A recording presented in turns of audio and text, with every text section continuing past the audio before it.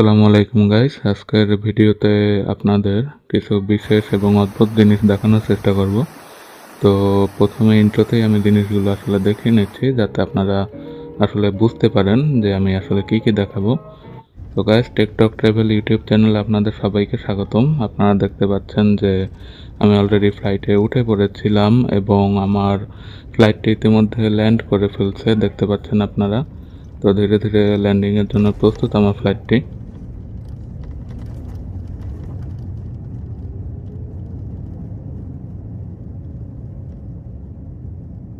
তো আমি আসলে যেখানে যাচ্ছি সেখানে আসলে অর্থাৎ আমি আসলে ফ্লাইট থেকে নেমে আমি প্রথমে আসলে ওই সিটির জঙ্গলে প্রবেশ করব এবং একটি ক্যাম্পিং করার ট্রাই করব।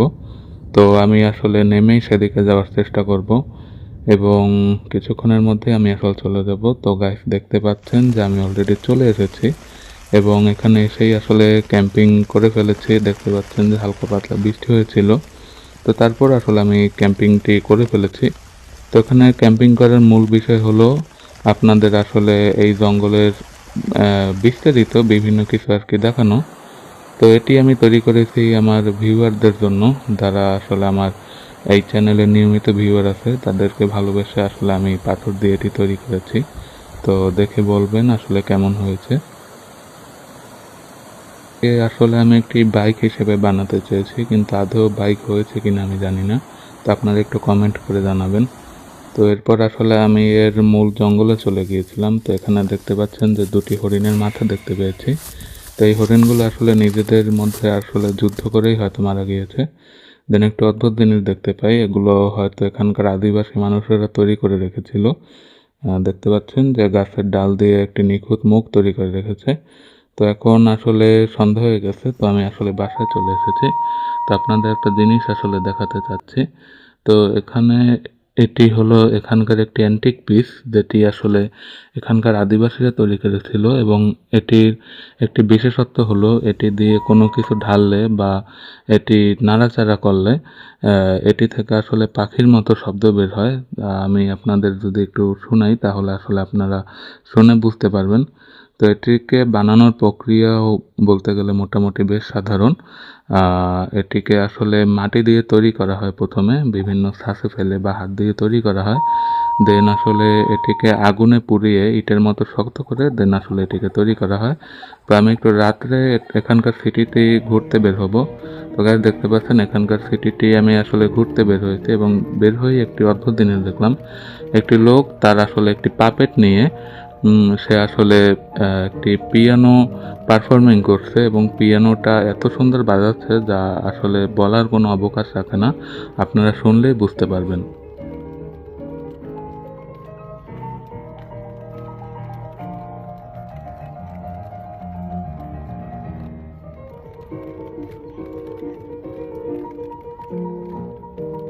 তো পারফরমেন্স দেখে আমি একদম আমার রুমে চলে যাব এবং সকালে আবার আপনাদের ঘুরিয়ে দেখার জন্য বের হব।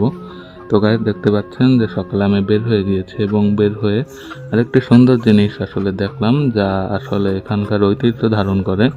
তো এই জিনিসটিও আসলে আপনাদের আমি দেখানোর চেষ্টা করছি। আপনারা দেখলে আশা করি আপনাদেরও আসলে খুব ভালো লাগবে।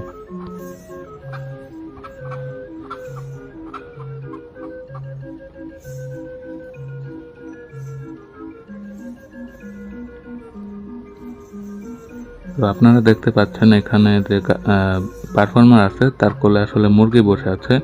এই মুরগিগুলো আসলে তিনি পালেন এবং এই মুরগিগুলো আসলে গানের অংশ। তো এখন আসলে আপনাদের এই শহরের ভিতরে এমন একটি যন্ত্র দেখাবো, যে যন্ত্রটি আসলে অন করে দিলেই নিজে নিজেই এর আসলে বাজনাগুলো ফুটিয়ে তোলে এবং এটি আসলে দেখতে পাচ্ছেন একটি ইলেকট্রনিক যন্ত্র, যেটি আসলে চাকা ঘুরে ঘুরে আসলে চলে এবং এর সাথে একটি দেখতে পাচ্ছেন যে একটি ড্রাম লাগানো আছে, যেগুলো আসলে সাথে হাতল লাগানো এবং এই হাতলগুলো নড়ে এবং ড্রামগুলো বেজে ওঠে। তো এই মেশিনটির সামনের দিক থেকে যদি আপনাদের একটু দেখাই তাহলে আসলে আপনারা আরও দেখতে পাবেন। এখানে কিছু পাপেট আকৃতির পুতুল আসলে দেওয়া আছে, যেগুলো আসলে মেকানিক্যাল ভাবে বাজনার সাথে সাথে আসলে হাত নাড়ে।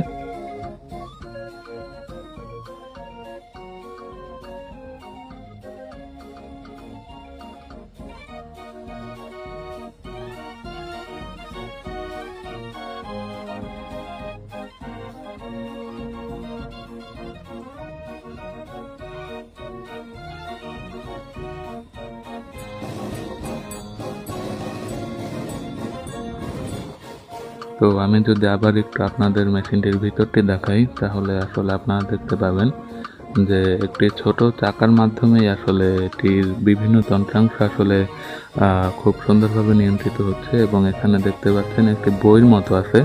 তো এই বইটিতে আসলে শ্বাস হিসেবে ছোট ছোট ফুঁকো আছে। তো এই ফুঁকোগুলো আসলে সাধারণ কোনো ফুটো নয়, এগুলো আসলে সিগন্যাল পাঠায় যে কখন আসলে কোন মিউজিকটি আসলে বাজাতে হবে। তো দেখতে পাচ্ছেন যে এরকম আসলে অসংখ্য বই আছে এবং প্রতিটি বই এক একটি মিউজিকের জন্য আসলে যন্ত্রে লোড করা হয় এবং যন্ত্রটি সেই সিগন্যাল অনুযায়ী আসলে বেজে ওঠে।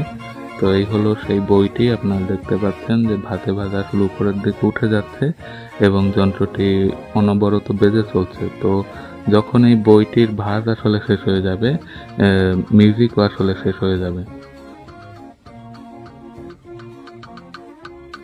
তো আপনাদের আমি আরেকটি জিনিস দেখাতে চাচ্ছি।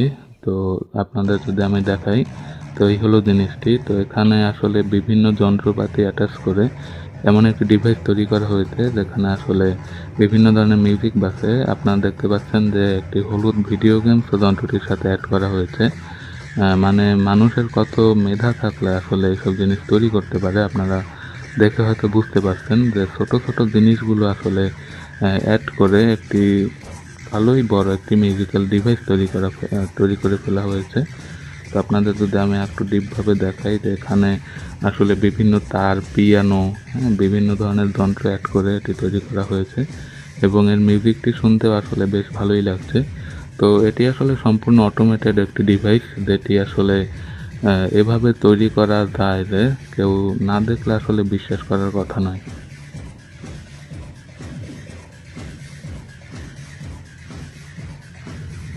তো গাইস, আমরা আসলে এখন মেইন রোডে বেরিয়ে যাব এবং মেইন রোডেও আমি শুনলাম যে পারফরমেন্স হয়।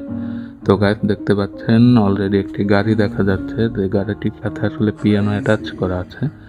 তো গাড়ির মালিক অর্থাৎ যে আসলে পারফর্মার, সে অলরেডি দেখতে পাচ্ছেন যে প্যাডেল করে যাচ্ছে এবং কন্টিনিউয়াসলি তার পিয়ানোটি আসলে বাজিয়ে চলছে। তো এই সিটির এটি হলো একটি ব্যস্ততম রাস্তা। তো আসলে যে গায়ক, তার সাথে আসলে আমার কথা হয় এবং জিজ্ঞেস করেছিলাম যে আপনার কোনো সমস্যা হয় কিনা এই রাস্তা দিয়ে চলতে চলতে। তো তিনি আসলে আমাকে যেটি বলেছে সেটি শুনে আসলে আমি বেশ অবাক হয়েছি। তিনি বলেছিলেন যে প্রথম আসলে তার বেশ সমস্যা হতো এই রাস্তা দিয়ে চলতে চলতে, আর উনি নাকি প্রায় 3 থেকে 4 বছর ধরে আসলে এরকম পারফর্ম করে আসছে।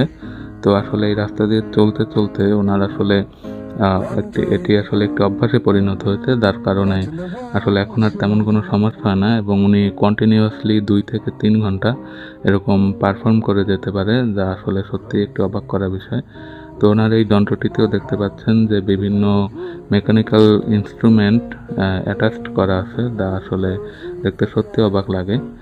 এবং আপনারা হয়তো সাউন্ডও শুনতে পাচ্ছেন যে কত সুন্দরভাবে উনি আসলে বাজাচ্ছে। তো ওনার দেখতে পাচ্ছেন পিয়ানোর সাথে একটি ছাতাও ঝুলানো আছে। তো আমি আসলে জিজ্ঞেস করেছিলাম যে এই ছাতাটি আসলে কি জন্য ব্যবহৃত হয়। তো উনি বলেছিল আসলে এখানকার আবহাওয়া তো যে কোনো সময় পরিবর্তনশীল, তো যে কোনো সময় বৃষ্টি চলে আসতে পারে। তো যখন বৃষ্টি আসবে তখন আসলে উনি ছাতাটি মেলে দিয়ে এখানেই আসলে বসে থাকে।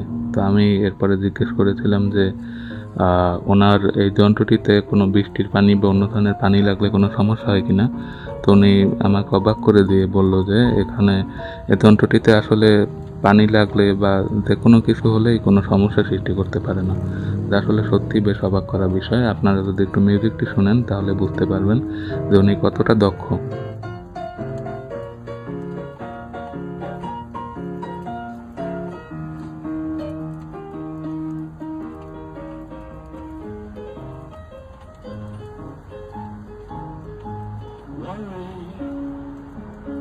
Why do I let myself worry? Wondering, what in the world should I do? Crazy, crazy for feeling so lonely. Guys, একটু পরেই আমরা এই রাস্তা দিয়ে আমরা আমাদের নিজেদের দেশে আজকে চলে যাব। তো বলতে গেলে আজকের ভিডিওটি এই পর্যন্তই ছিল। তো আপনারা যারা আমার নিয়মিত ভিউয়ার আছেন তারা চ্যানেলটি সাবস্ক্রাইব করবেন এবং ধন্যবাদ সকলকে।